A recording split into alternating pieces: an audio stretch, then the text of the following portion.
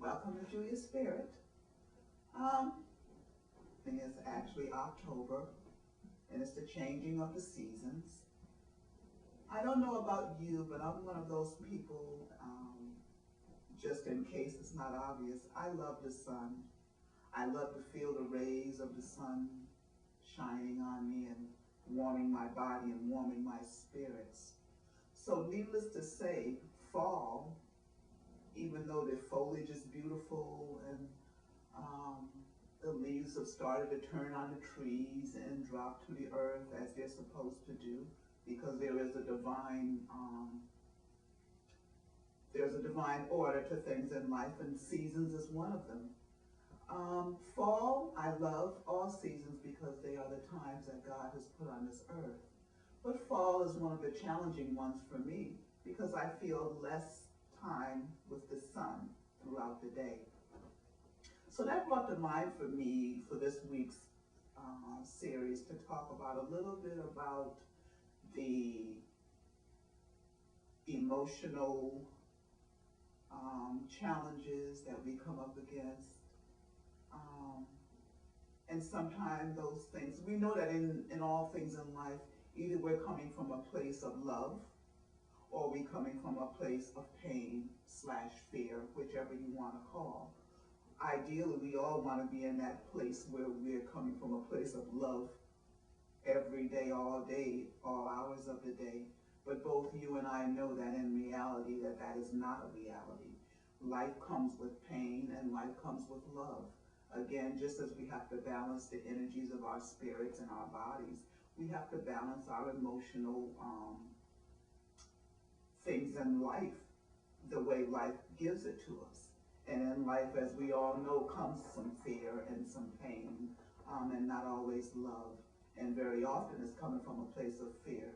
Many of us operate from a place of fear and pain for a majority or a good part of our lives before we come to a place, if we do, where we find that there are things we can do or be aware of or aspire to do to help to turn those things around. Like myself, one of the things I know that is the fall months is not my favorite.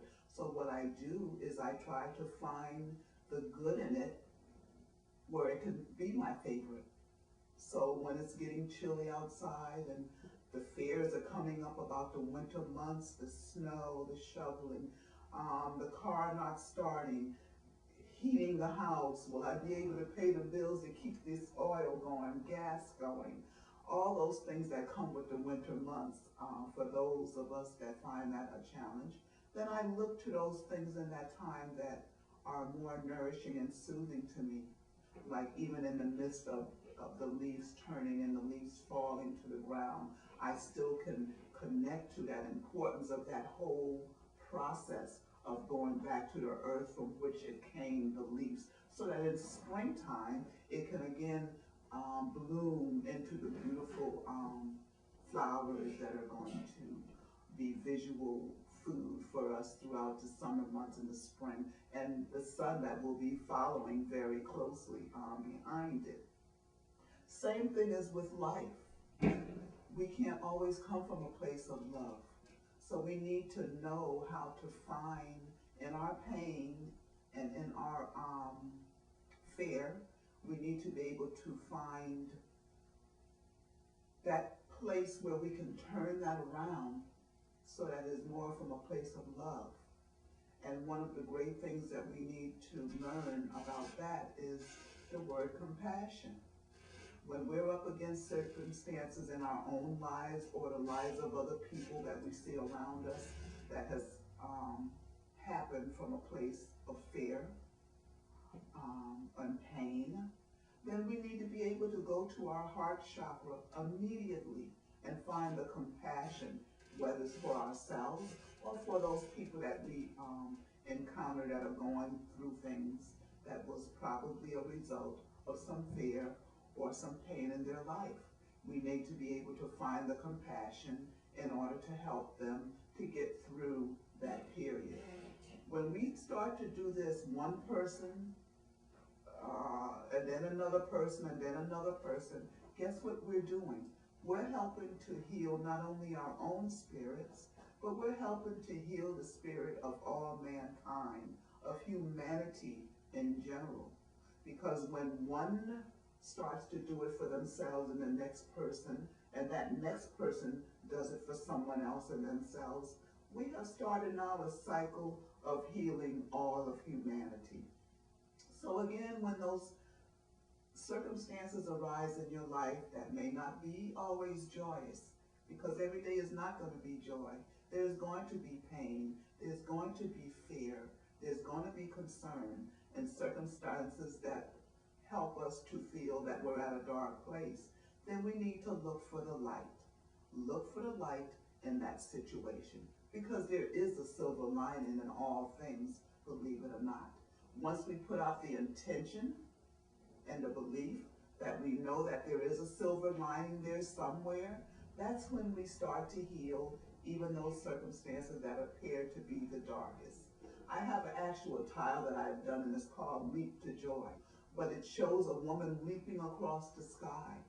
And what I talk about in that tile is that even sometime in our darkest hours and what seems our most difficult challenges, if we take the time to just take one leap forward out of ourself and out of our circumstance, we'll find that when we look back over our shoulders, that circumstance is really not as huge as it probably appeared to be.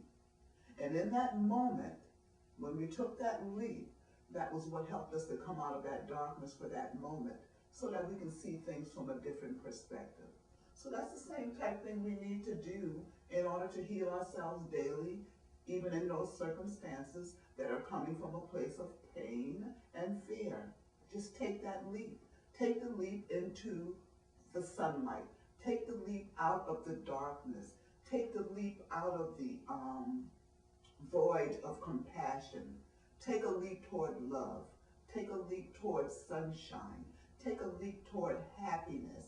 Take a leap toward all those things that are to the highest good for us all.